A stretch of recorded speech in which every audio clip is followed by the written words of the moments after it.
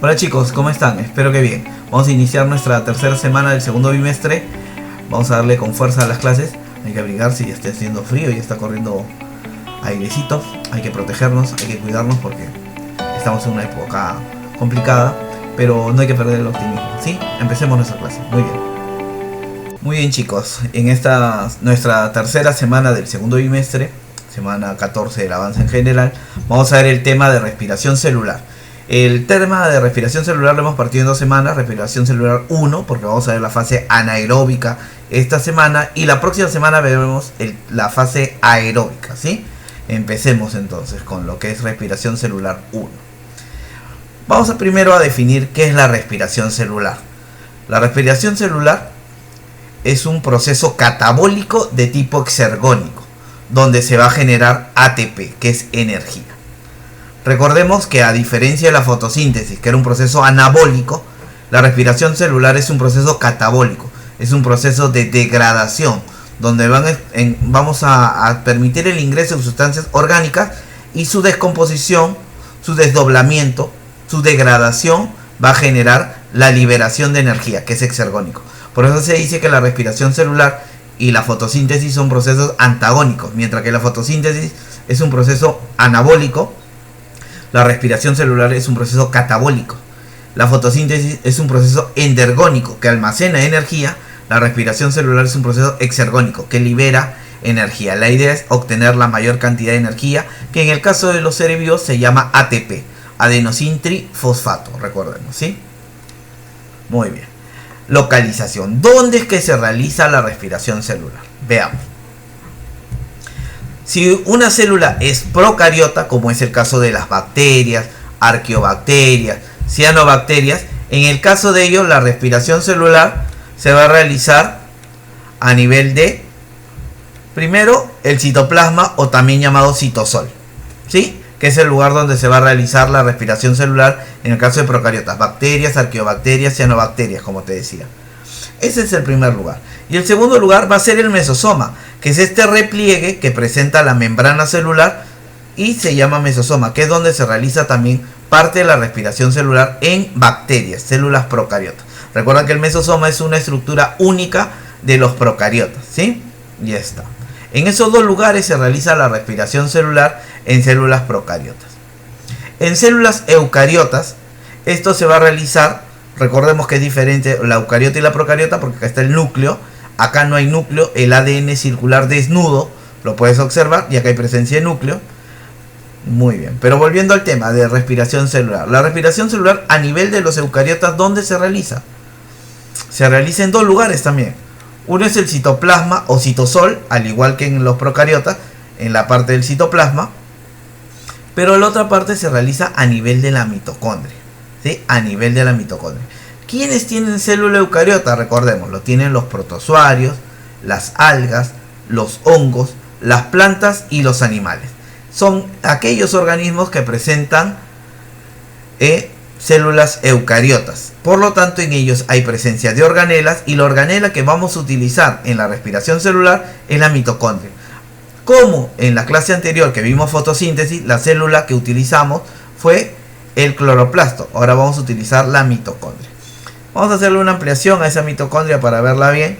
Ajá, ahí está mucho más grandecita. Y la mitocondria va a presentar dos partes que nos van a importar dentro del proceso de respiración celular, ¿sí? Que es esta primero, que se llama crestas mitocondrial, ¿sí? Va a tener estas invaginaciones que forman crestas, las crestas mitocondriales. Y el espacio interno que se llama matriz mitocondrial, o también llamado mitosol, ¿sí? Son los dos lugares donde se va a realizar la respiración celular en la mitocondria. Entonces recordemos, las células procariotas y las eucariotas realizan respiración celular, sí.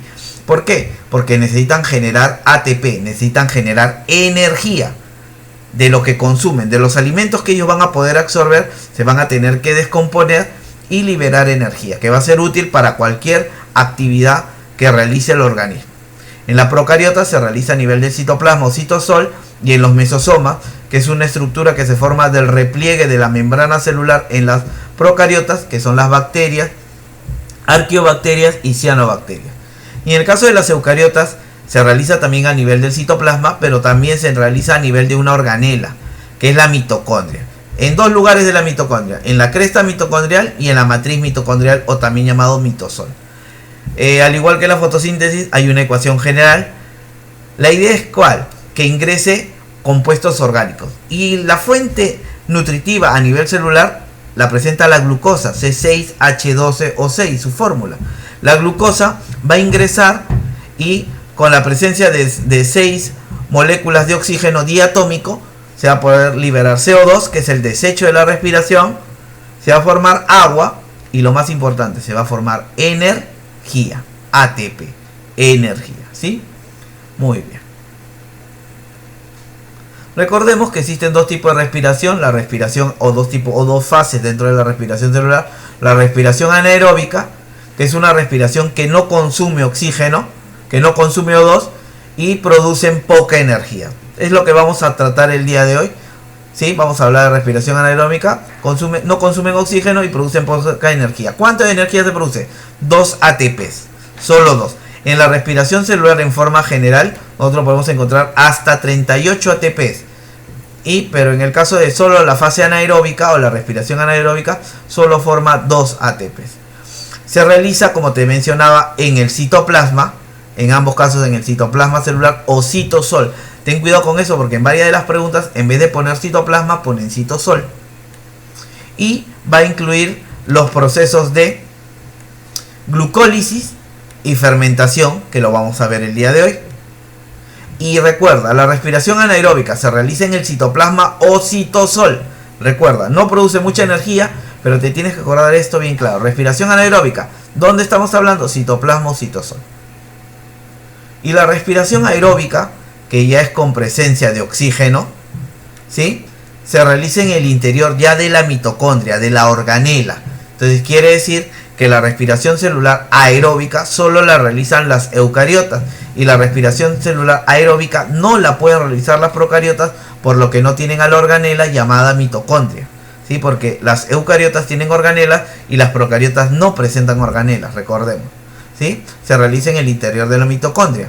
Por eso, respiración aeróbica, mitocondria. Respiración anaeróbica, citoplasma. Eso quiere decir que en los eucariotas existen las dos fases, la fase anaeróbica y la fase aeróbica.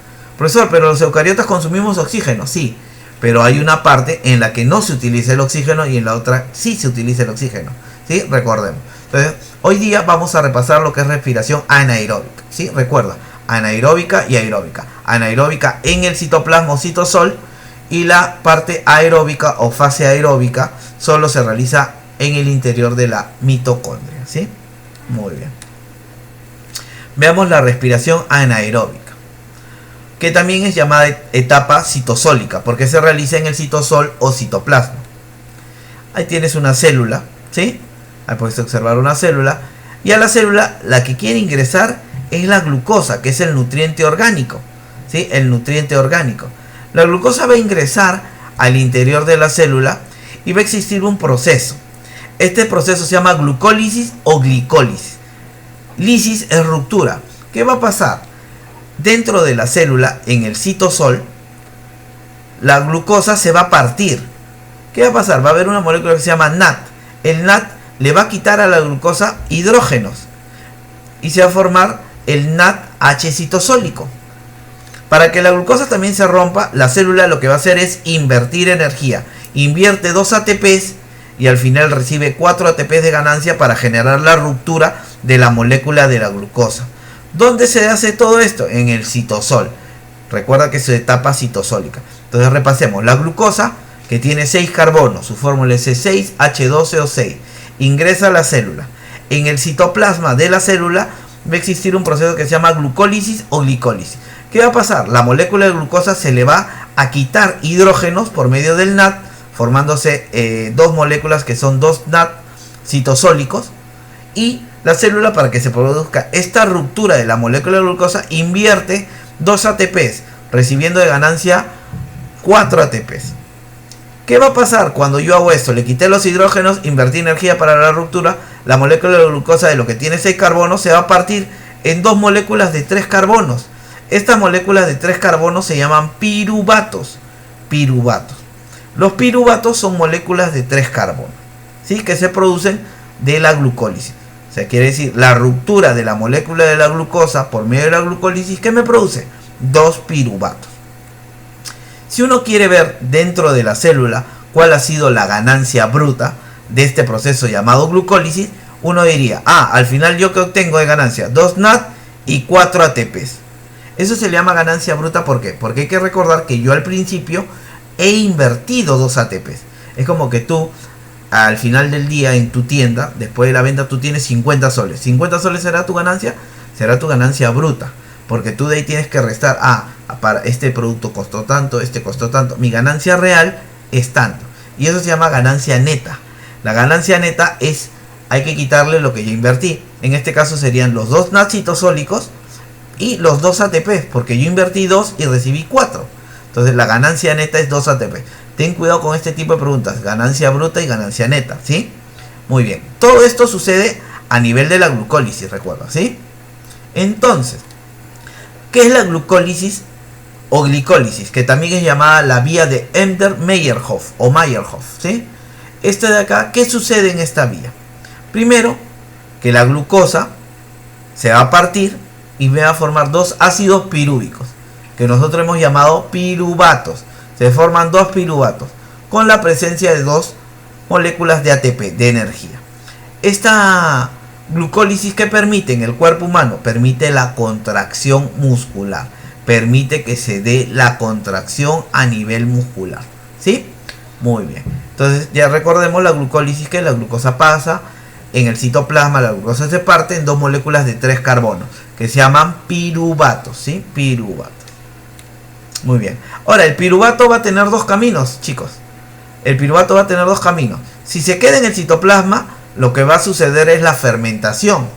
Se va a fermentar. Y ahora vamos a entender en qué momentos y qué procesos suceden con la fermentación. Y el otro es que se vaya a la mitocondria. Pero esto ya sería en presencia de oxígeno y ya no es respiración anaeróbica, sino respiración aeróbica. Entonces, para pasar a la respiración aeróbica, que es lo que vamos a ver la próxima clase, es necesario que en las células suceda primero la etapa citosólica o etapa anaeróbica. Primero tiene que suceder la etapa anaeróbica para pasar a la etapa aeróbica, recuerda, ¿sí? Muy bien. Veamos qué es la fermentación, que puede ser de 2 tipos: la fermentación alcohólica o la fermentación láctica. Mira, yo he dibujado acá una célula eucariota porque acá está el núcleo, ¿sí? Una fermentación alcohólica o fermentación láctica. Vamos a revisar. En el caso de la fermentación, primero es que no se produce ya más energía, ya no vamos a hablar de ATPs, ya no se produce más energía, pero ¿qué va a suceder? Primer tipo, fermentación alcohólica. La fermentación alcohólica lo que me va a producir es el ácido pirúvico, que son los piruvatos, se van a fermentar. ¿Y qué van a formar? Van a formar 2 moléculas de CO2 y 2 moléculas de etanol. ¿Qué es el etanol? Un alcohol. Esto, por ejemplo, lo realiza la levadura llamada Saccharomyces cerevisiae, que es la levadura con la que se realiza la cerveza, ¿sí? Entonces, la fermentación alcohólica se da por el ácido pirúvico, se va a transformar en etanol y CO2. Recuerda, un ejemplo de quién lo realiza es la Saccharomyces cerevisiae, la levadura del pan y la cerveza. El otro tipo de fermentación es la fermentación láctica. La fermentación láctica, ¿qué va a pasar? El ácido pirúvico o piruvato se va a transformar en ácido láctico.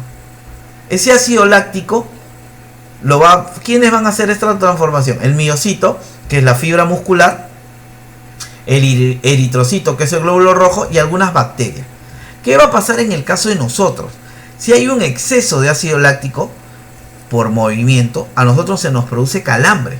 ¿Qué va a pasar? Una persona que no está acostumbrada a realizar mucho ejercicio, de pronto se le ocurre exagerar la cantidad de ejercicio que va a hacer, de un momento a otro le va a dar calambre. ¿Por qué? Porque los músculos empezaron a necesitar energía. Entonces, los músculos, ¿qué hacen? La glucosa la van a generar, la van a transformar, la van a partir en piruvatos. Y estos piruvatos van a generar, aparte del piruvato, energía. Y esto permite la contracción del músculo. Pero entonces el músculo está que se contrae, genera bastante ácido pirúvico. Ese ácido pirúvico va a terminar fermentándose lácticamente. Y ese ácido, esa fermentación láctica produce ácido láctico. Y el exceso de ácido láctico se produce la contracción del músculo por completo, produciendo un calambre. Entonces, si a ti te preguntan cómo es que se producen los calambres musculares, se debe al exceso de ácido láctico. El exceso de ácido láctico produce. Esto se produce en el miocito, que es la célula representativa del tejido muscular, o también llamado fibra muscular. También sucede con los glóbulos rojos y algunas bacterias. Recuérdalo, ¿sí? Mira, como un cuadrito de resumen. La fermentación alcohólica lo realizan las levaduras, las bacterias, las semillas secas. Y esto, por ejemplo, se utiliza para los licores que tienen OH, que es el alcohol. Y la panificación, porque esta fermentación alcohólica va a permitir que aumente la masa, como se hace en el pan. Por eso te decía, la Saccharomyces cerevisiae, o Saccharomyces, o Saccharomyces cerevisiae, como se le puede llamar. Esta es la levadura del pan y la cerveza, se utiliza para ambos casos. La fermentación láctica se utiliza para elaborar yogur, también se produce en la acidez vaginal, y en el músculo aumenta la fatiga, ¿sí? Ejercicio prolongado. Y ya te dije que podría desencadenar un calambre, ¿no? Y la fermentación pútrida, que es un caso especial, ¿no? Que es por putrefacción, que en el caso de un organismo se esté descomponiendo, se está fermentando. Eso se da la presencia de cadaverinas e indol, que son los que dan el aroma a las heces, y el amoníaco, que se presenta en la orina. Entonces, recuerda, en la respiración anaeróbica no hay presencia de oxígeno, solo se realiza a nivel del citoplasma. ¿Qué va a pasar? La glucosa, que es la molécula energética a nivel de célula, ingresa y la glucosa se va a partir en dos moléculas de 3 carbonos que se llaman piruvatos. Para la ruptura y la obtención del piruvato se ha tenido que quitar hidrógenos a la glucosa, formándose 2 NADH2 citosólicos que se quedan en el citoplasma, y se invierten 2 ATP de energía y se reciben 4. Como ganancia neta tendría 2 ATP. Ahora, esos piruvatos tienen dos caminos.